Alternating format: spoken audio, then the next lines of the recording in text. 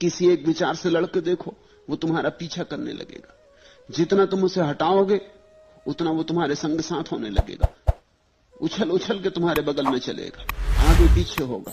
तुम उसे हटाओ, तुम्हारे हटाने से नहीं हटेगा, तुम्हारे हटाने की चेष्टा से उसको और बल मिलेगा। नहीं, विचारों से लड़के कोई विचारों से मुक्त नहीं होता, विचारों के प्रति साक्षी बन के मुक्त होता है। और साक्षी बनने में कैसा सिर मारना, साक्षी बनने में सिर मारना ही नहीं होता, साक्षी बनने में तो बैठ जाता आदमी चुपकी मार के भीतर, विचार आते जाते देखता, न पक्ष में सोचता न विपक्ष में सोचता, न तो कहता बुरे हैं न कहता भले हैं, कोई मूल्यांकन नहीं करता, कोई निर्णय नहीं लेता, आए जाएं, उदासीन, तटस्थ, न राग न विराग, आओ तो ठीक न आओ तो ठीक, न बुलाता है न धकाता है। ऐसी चित्त की दशा में जब न विचार कोई बुलाए जाते और न धकाए जाते, धीरे धीरे विचार तिरोहित हो जाते, सन्नाटा छा जाता है। उस सन्नाटे के छा जाने पर भी साक्षी भाव में बैठा आदमी एकदम दीवाना नहीं हो जाता कि मिल गया मिल गया, क्योंकि मिल गया कि विचार आ गया। जैसे ही कहा मिल गया चूक गए, पहुंचते पहुंचते फिसल गया पैर, पड़ने को था आखिरी मंजिल पर और गिर गए गड्ढे में। आखिरी समय तक पीछा करेगा मन, अगर तुमने जरा सी भी उसको सुविधा दी। तुमने कहा मिल गया कि पा लिया कि अरे यही है, बस ये शब्द बन गए कि चूक गए, कि बाधा पड़ गई। विचार के प्रति सिर्फ जागना है, और जाग के जब विचार चला जाए तो शून्य को भी पकड़ नहीं लेना है। शून्य जब आए तो उसके प्रति भी उदासी रखना। सुन लो ठीक से, तुम्हारे जीवन में भी वो घटना कभी ना कभी घटेगी, घटनी चाहिए। जब शून्य आए तो एकदम से प्रफुल्लित मत हो जाना, नहीं तो विचार ने फिर दांव मार दिया, फिर पीछे से आ गया, फिर पीछे के दरवाजे से घुस आया। बाहर ही खड़ा था, देख रहा था कि कहीं मौका मिल जाए तो प्रवेश कर जाए। शून्य आए तो शून्य को भी देखना उसी तरह निष्पक्ष जैसे विचारों को देख रहे थे। कहना ठीक है, तुम भी आए तो ठीक, जाओ तो ठीक, तुमसे भी मुझे कुछ लेना देना नहीं। शांति भी आए तो शांति को भी ऐसे ही देखना, उदास, नहीं कुछ रस लेना। तब शांति बढ़ेगी, तब शून्य घना होगा और धीरे धीरे विचार थक जाएगा, इतना थक जाएगा कि उसमें प्राण न रह जाएंगे कि वो वापस लौट सके। इस दशा का नाम ध्यान है। उन्होंने बहुत सिर मारा मगर कुछ परिणाम न हुआ। सिर मारने से परिणाम होता भी नहीं। सिर मारने से विक्षिप्त हो सकते हो, विमुक्त नहीं। ये कोई जिद्दाजिद थोड़ी है, ये कोई लड़ाई झगड़ा थोड़ी, ये कोई युद्ध थोड़ी है। यहां समझ काम आती। वे पुनः भगवान के पास आए ताकि ध्यान सूत्र फिर से समझ लें। भगवान ने उनसे कहा, बीज को सम्यक भूमि चाहिए, अनुकूल ऋतु चाहिए, सूर्य की रोशनी चाहिए, ताजी हवाएं चाहिए, जल वृष्टि चाहिए, तभी बीज अंकुरित होता है। और ऐसा ही है ध्यान। सम्यक संदर्भ के बिना ध्यान का जन्म नहीं होता। और तब उन्होंने ये सूत्र उन 500 भिक्षुओं को कहे। ये सूत्र अपूर्व मूल्य के हैं। सब्बे संखारा अनिच्छाति यदा पग्नाय पश्यति अथ निबंधन्ति दुखे एस मग्गो विशुद्धिया। सब्बे संखारा दुखाति यदा पग्नाय पश्यति अथ निबंधन्ति दुखे एस मग्गो विशुद्धिया। सबे धम्मा अनत्ताति यदा पग्नाय पश्यति अथ निबंधन्ति दुखे एस मग्गो विशुद्धिया। यह है मार्ग विशुद्धि का, एस मग्गो विशुद्धिया। और 3 बातें कही। ये 3 बुद्ध धर्म के मूल आधार हैं। इन 3 पर बुद्ध की सारी देशना खड़ी है। इन पर उनका पूरा मंदिर बना है। पहला, सब्बे संखारा अनिच्छाति। सब संस्कार अनित्य हैं। जो भी है इस जगत में क्षणभंगुर है। यहां कुछ भी स्थिर नहीं है। यह पहला सूत्र, यह पहली आधारशिला। सब्बे संखारा अनिच्छा थी यदा प्रज्ञा पश्यति। ऐसा जिसने प्रज्ञा पूर्वक देख लिया कि संसार में सभी कुछ क्षणभंगुर है, फिर वो कुछ पकड़ेगा नहीं, फिर पकड़ने को कुछ बचा ही नहीं। जहां पानी के बबूले ही बबूले हैं, वहां पकड़ने को क्या है? जब संसार ही पूरा का पूरा पानी का बबूला है, तो तुम्हारे विचार तो बबूलों की छायाएं समझो, बबूले भी नहीं। संसार बबूला है। एक सुंदर स्त्री द्वार से निकल गई। बुद्ध कहते हैं यह सुंदर स्त्री पानी का बबूला है, और इस सुंदर स्त्री का जो प्रतिबिंब तुम्हारे मन में बना वो विचार है, वो तो बबूले की छाया, वो तो बबूला भी नहीं है, वो तो बबूले का फोटोग्राफ। सब्बे संखारा अनिच्छाति, सब अनित्य है। इस भाव में गहरे उतरे तो बुद्ध ने कहा यह पहली भूमिका, इससे सम्यक भूमि मिल जाएगी बीच को कि सब अनित्य। तो पकड़ने को क्या है? जब संसार अनित्य है तो विचारों की तो कहना ही क्या, विचार तो संसार की छायाएं मात्र, छाया की छाया। फिर उसमें पकड़ने जैसा कुछ भी नहीं। हम विचारों में इतना रस लेते हैं क्योंकि विचारों को हम सोचते हैं बड़े बहुमूल्य हैं, और हम विचारों को इसलिए बहुमूल्य सोचते हैं कि हम सोचते हैं इन्हीं विचारों के माध्यम से जगत में कुछ कर लेंगे, संसार में कुछ हो लेंगे, धन कमा लेंगे, पद कमा लेंगे, सौंदर्य पालेंगे, कुछ कर गुजरेंगे जगत में। लेकिन अगर जगत पूरा का पूरा अनित्य है, आज है कल नहीं हो जाएगा। थोड़ा सोचो, तुम एक नदी के तट पर बैठे हो, एक चट्टान पर बैठे हो, सामने नदी की धार बह रही, पास में ही रेत का ढेर लगा है। तुम अगर पानी पर अपने हस्ताक्षर करो तो तुम कर भी न पाओगे कि वो मिट जाएंगे, तो तुम पानी पर हस्ताक्षर नहीं करोगे, या कि करोगे, क्योंकि तुम देखते हो कि कर भी नहीं पाते, मिट जाते हैं। पानी का स्वभाव ऐसा, यहां बना नहीं कि मिट गया नहीं।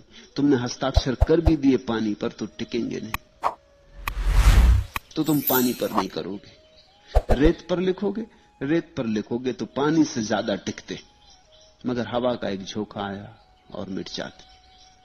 नहीं, तुम रेत पर भी लिखने में कुछ मजा ना लोगे, तुम चट्टान पर करोगे, तुम चट्टान पर खोदोगे नाम, लेकिन चट्टान भी मिट जाती थोड़ी देर अबेर। समझो कि पानी बहुत जल्दी बिखर जाता, रेत थोड़ी देर से, चट्टान और थोड़ी देर से। जो रेत है वो कभी चट्टान थी, ख्याल रखना, और जो चट्टान है वो कभी रेत हो जाएगी। और मजा यह है कि चट्टान को जिसने रेत बना दिया वो पानी, जो पानी से हार गई वो पानी से मजबूत कैसे होगी? पानी पर दस्तखत करने में घबराते हो, चट्टान पर दस्तखत कर रहे हो और तुम्हें पता नहीं कि पानी चट्टान को तोड़ देता है। इस जीवन में हम जो भी कर गुजरने की आकांक्षाएं लिए बैठे, वे सब पानी पर हस्ताक्षर जैसी। चट्टान पर भी हस्ताक्षर करो तो वे भी चले जाते, वे भी बसते नहीं। कितने लोग इस जमीन पर हुए, कितने लोग नहीं हुए इस जमीन पर। वैज्ञानिक कहते हैं तुम जिस जगह बैठे हो वहां कम से कम 10 आदमियों की लाशें गड़ी। ये पूरी जमीन मरघट है। इतने लोग पैदा हुए, जहां आज नगर हैं कभी मरघट थे, जहां आज मरघट हैं कभी नगर थे, कई दफे बदली हो चुकी। ये पूरी पृथ्वी मरघट बन गई। इसमें न मालूम कितने लोग पैदा हुए, खो गए। उनका तुम्हें नाम पता, ठिकाना पता, कौन थे, क्या थे? तुम्हारी जैसी ही उनकी भी महत्वाकांक्षाएं थी, और तुम्हारे जैसे ही उन्होंने भी बड़े बड़े सपने बांधे थे, और तुम्हारे जैसे ही वे भी इंद्रधनुषों में जीते थे, और तुम्हारे जैसे वे भी नाम छोड़ जाना चाहते थे। क्या छूट गया है? तुम भी ऐसे ही खो जाओगे जैसे वे खो गए। और फिर यह भी सोचो कि किसी का नाम भी छूट गया, समझो कि सिकंदर का नाम छूट गया, तो सार क्या है? नाम में सार क्या है? नाम छूट भी जाए तो क्या सार है, क्या फायदा सिकंदर को?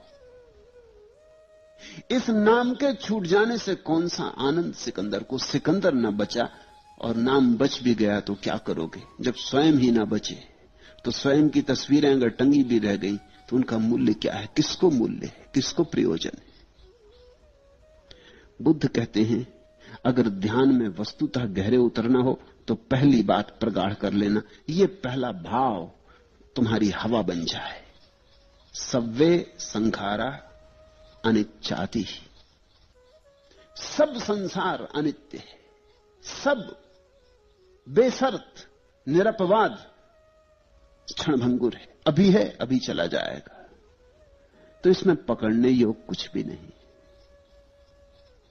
साक्षी बन के भीतर बैठना, संसार में पकड़ने योग कुछ नहीं है। आंख बंद जब करोगे तो विचारों का संसार दिखाई पड़ेगा, इसमें तो पकड़ने योग कुछ हो भी कैसे सकता है? आए बुरे विचार जाएं बुरे विचार, आए भले विचार जाएं भले विचार, आने देना जाने देना। तुम परेशान ही मत होना, तुम चिंता ही मत लेना, तब तुम चकित होकर पाओगे ये जो अनित्य भावना है इसके आधार पर ध्यान की जड़ें मजबूत हो जाती। ध्यान पैदा होता है अनित्य की धारणा में। इसलिए सारे ज्ञानियों ने संसार अनित्य है इस पर बहुत जोर दिया है, और बुद्ध का जोर तो अतिशय है। बुद्ध ने तो जोर पूरे अंतिम तर्क तक पहुंचा दिया। बुद्ध ने यही नहीं कहा कि संसार अनित्य है, बुद्ध ने कहा तुम भी अनित्य हो। क्योंकि बहुत से लोग हैं जिन्होंने कहा संसार अनित्य है, लेकिन तुमसे कहा लेकिन तुम बचोगे, आत्मा बचेगी। बुद्ध ने कहा यहां कुछ भी नहीं बचेगा, न ये बाहर का बचेगा न कुछ भीतर का बचेगा, यहां कुछ बचता ही नहीं। इसको समझने की कोशिश करना। यहां बचना होता ही नहीं, यहां बहाव ही बहाव, यहां सब बह रहा है, तुम भी बह रहे, संसार भी बह रहा है।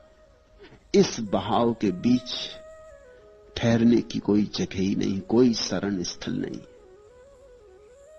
इस बात की प्रज्ञा, सव्वे संखारा अनिच्चाति यदा पग्नाय पश्यति, इस बात का तुम्हें दर्शन हो जाए, इसका बोध हो जाए तो ध्यान लगेगा, तब सभी दुखों से निर्वेद प्राप्त हो जाता है।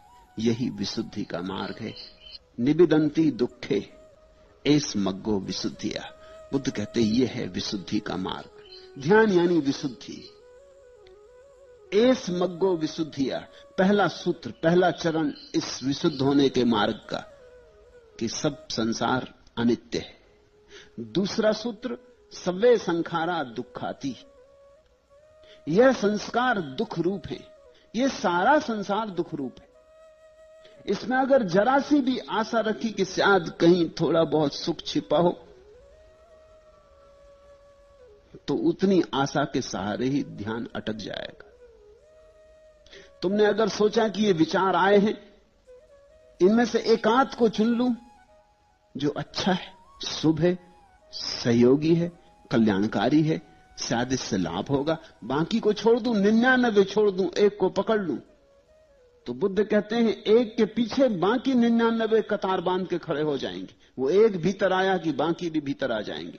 तुमने द्वार एक के लिए खोला कि सब भीतर आ जाएंगे। द्वार बंद करना हो तो पूरा ही बंद कर देना, इसमें जरा भी पक्षपात मत करना। अगर तुमको ऐसा लगा कि थोड़ा सा सुख मिल जाए शायद, तो फिर तुम अटके रहोगे। नहीं, सुख यहां है ही नहीं। बुद्ध का इस पर जोर बड़ा प्रगाढ़ है। सव्वे संखारा दुखाती, ये सारा संसार दुख रूप है। ये सारा संसार बस दुख ही दुख है। यहां सुख की एक किरण भी नहीं, यहां कोई आशा ना रखो। जिस दिन सारी आशा निराशा हो जाती, उसी दिन ध्यान का अंकुर फूटने लगता है। ध्यान का अंकुर नहीं फूट रहा क्योंकि तुम्हारी आशाएं ध्यान के बीच पर पत्थर की तरह बैठी। सब संसार दुख है। यह जब मनुष्य प्रज्ञा से देख लेता है, तब सभी दुखों से निर्वेद को प्राप्त होता है। बड़ी अजीब बात बुद्ध कहते हैं। कि जिस दिन यह दिखाई पड़ जाता है कि सब दुख है, उसी दिन दुख से छुटकारा होने लगता है। क्यों? दुख के बांधने की तरकीब यही है कि दुख जब आता है तो पहले तो यही बताता है कि मैं सुख हूं। तुम सुख को पकड़ते हो, दुख को तो कोई पकड़ते ही कहां। तुम सुख को पकड़ते हो, दुख पकड़ में आ जाता है, यह दूसरी बात है। मगर तुम गए थे फूल पकड़ने, कांटे चुभ गए, यह दूसरी बात है। हर कांटा फूल का धोखा देता है। हर कांटे ने विज्ञापन कर रखा है कि मैं फूल हूं। हर कांटे ने प्रचार कर रखा है कि मैं फूल हूं।